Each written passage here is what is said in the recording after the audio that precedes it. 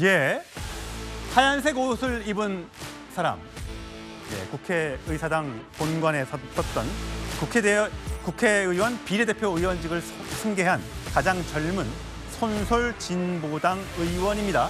어제 이렇게 이준석 의원과 지나친 장면이 화제가 됐는데 이준석 징계하라 이렇게 요구했습니다. 화면으로 만나보시죠.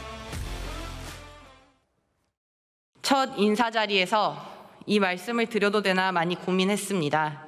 하지만 지금도 진행 중인 사안이고 우리 국회가 함께 해결해야 하는 일이기에 용기를 냅니다. 이준석 의원을 징계해 주십시오.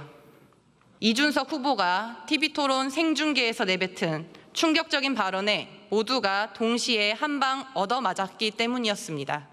그 고통스러운 마음과 참담함이 모여 이준석 의원 제명을 요구하는 국민청원 59만이라는 결과로 표현됐다고 생각합니다. 솔직히 말씀드리지만 그때 완화했음에도 불구하고 그 정도로 불쾌감을 느끼실 분들이 있는지는 제가 예측하지 못했습니다. 돌아간다면 그렇게 하지 않겠죠. 이것을 알고 간다면은. 장유민 변호사님, 네. 손솔 의원 비례대표 의원을 승계한 지 얼마 안 됐어요. 왜 콕 집어서 이준석 의원을 겨냥한 겁니까? 본인이 의정 활동을 하는 데 있어서 이 부분이 동료 의원으로서 인정할 수 없다라는 걸 첫 일성으로 이제 이야기를 한 것 같습니다. 실제로 대한민국 정치인으로서 대단히 부적절합니다. 저는 누구나 실수할 수 있지만 그 실수도 파급력이 상당히 큰 실수였고 나아가서 수습하거나 사과하는 자세도 사실 대선 주자로서는 상당히 미치지 못하는 국민 눈높이를 전혀 헤아리지 못하는 그런 어떤 자세를 보여줬기 때문에 더 논란을 자초했던 측면이 있습니다. 거기에 대해서 국민들이 이런 의원들은 대표를 할 수 없다. 국민의 민의를 대리할 수 없다라고 하면서 거의 60만 명 가깝게 제명에 같은 의견을 모아주신 거 아니겠습니까? 그렇다면 이런 부분과 관련해서 다시금 한번 환기하면서 국회에 제명을 촉구하는 그런 의견을 낸 것으로 보입니다. 예, 하필이면 콕 찍어서 이준석 의원이었을까요? 자, 지금 잠시 후에도 국민의힘 이야기로 건너가 보겠습니다만 김종인 전 비대위원장 라디오 방송에 출연해서 지금은 국민의힘은 이준석 의원도 한동훈 전 대표가 와도 이거 못 살린다라고 이야기를 하고 있습니다. 들어보시죠. 내가 보기에 지금 개혁신당의 이준석 이제 앞으로 그분이 이제 전당대회가 흐르면은 대표로다가 막 취임할 것 같이 보이는데 지금 당장에 뭐 개혁신당하고 국민의힘이 합한다고 보면 난 불가능하다고 봐요. 지금 한동훈 대표가 뭐 어떤 결심을 하려는지 모르겠지만 지금 이 국민의힘의 구조상으로 지금 대표가 된들 내년 취자재 선거까지 근본적으로 혁신을 할 수 있는 어떤 방안이 있느냐 하는 것이 가장 중요한 과제인데 구체적으로 지금 준비가 돼 있지 않을 것 같으면 내가 보기에는 성취하기가 힘들 거라고 봅니다. 송영원 전 대변인. 그러니까 이준석 의원이 개혁신당을 갖고 와 또 국민의힘이 합쳐질 가능성도 없고 합친다 해도 국민의힘을 살려낼 가능성은 없다. 지금 저렇게 얘기를 하고 있어요. 근데 정말 내년 지방선거가 6월이니까 뭐 올 말 아니면 뭐 내년 상반기쯤에 개혁신당과 국민의힘이 이렇게 다시 합쳐질 가능성이 있다고 보세요?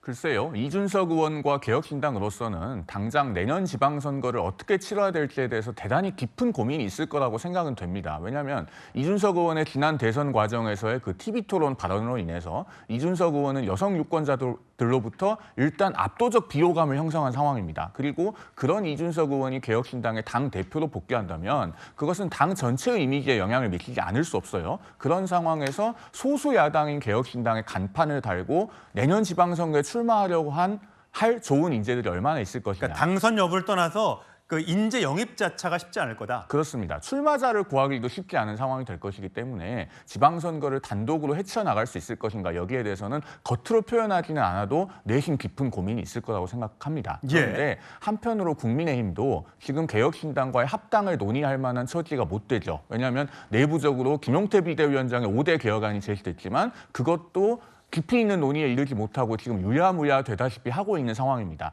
자체적인 혁신과 변화가 우선시돼야 되는데 남의 힘을 빌려서 어떤 소수 정당을 합당해서 변화하려고 하는 모습을 보인다고 한들 그것이 국민들께 어떤 소구력을 얻을 수 있겠습니까? 그렇기 때문에 당장에 그런 논의가 진행될 만한 환경이 되지 않을 것으로 보입니다. 국민의힘은 국민의힘대로 아주 처절하게 뼈를 깎는 노력을 보이는 것이 우선시되어야 된다. 이런 말씀을 아울러서 드리겠습니다. 예, 정혁진 변호사님. 이준석 의원은 지금 개혁신당 전당대회에 나올 것 같아요. 대선에서 두 자릿수 득표율에 실패를 했음에도 불구하고 그렇게 되면 이준석 의원이 다시 당대표가 만약에 된다고 하면 개혁신당은 다시 정상 궤도에 올라갈 수 있긴 하는 겁니까? 글쎄요. 어쨌든 뭐 누가 뭐라고 해도 개혁신당의 오너급이라고 할 수 있는 사람은 이준석 의원밖에 없지 않습니까? 그러니까 오너가 오너 자리를 갖다가 되찾는 것이다. 이런 생각이 드는 것 같고요. 그다음에 개혁신당이라고 해봤자 그야말로 꼬마 정당인데 뭐 정상화가 된들 안 될도 그게 얼마나 큰 차이가 있겠는가. 어쨌든 저는 그런 생각이 들고요. 그다음 좀 전에 장유미 변호사님 말씀하셨지만 이준석 의원에 대한 그 국민 청원이 59만 7천 명이 넘어갔어요. 예. 이제 7월 5일까지가 되는 거니까 이거 뭐 60만 넘어간 건 당연할 것 같고 뭐 70만까지 되냐마냐 그런 이야기가 될 텐데 그 이후에 막강한 힘을 가진 민주당 여당이 어떤 식의 조치를 취하냐에 따라 가지고 진짜로 뭐 어떻게 하다 보면은 그 이준석 의원이 제명될 수도 있는 거 아니겠습니까? 예. 그 국민의힘에서 몇 명만 가담해 주면은 그러면 제명도 가능한 그런 상황이니까 지금 그게 더 큰 문제이지 지금 그 이준석 대표가 뭐 개혁신당 대표가 되는 건 뭐 지극히 당연한 수순일 것 같고 일단 오히려 관전 포인트는 7월 초에 어떤 일들이 벌어지느냐. 제명을 벌써 걱정해야 될 때다. 제가 봤을 땐 그렇습니다. 예, 강성필 부대변인. 만약에 민주당에서 진짜 제명을 하려고 한다면 할 수는 있겠죠, 추진이야. 근데 그렇게 되면 오히려 이준석 의원의 체격만 더 키워준다라는 일부의 지적도 있는데 어떻게 할 걸로 보세요? 근데 저는 이런 어려운 문제가 있을 때는 그냥 정도로 가는 게 맞다고 생각합니다. 정치적인 계산으로 뭐 이렇게 하면은 이준석이 체급이 커진다, 또 이렇게 하면 비난이 있을 것이다, 역풍이 분다. 저는 이런 생각할 필요가 없고 그냥 자유투표에 맡기면 된다고 생각을 합니다. 근데 이제 전략적으로 봤을 때는 저는 사실 민주당 입장에서는 이준석 의원 제명안에 동의하지 않는 것이 저는 맞다고는 생각을 해요. 예. 그러니까 자칫 다수당으로서 또 입법과 어떤 행정 권력을 가진 민주당이 이준석 의원을 핍박했다 이렇게 오해받을 수도 있는 겁니다. 그렇기 때문에 자유투표에 맡긴 것이 맞고 만약에 국민의힘에서도 많은 의원들이 이준석 의원에 대해서 제명해야겠다라고 마음 먹으면 그냥 제명되는 것이고 그게 국민의 뜻인 거지 저희가 정치적 계산을 고려할 필요는 없다 이렇게 생각합니다. 예. 자, 국회 본회의장에 앉아 있는 이준석 의원 여튼 미소를 띠고 있는데 앞으로의 정치 일정은 험난해 보입니다.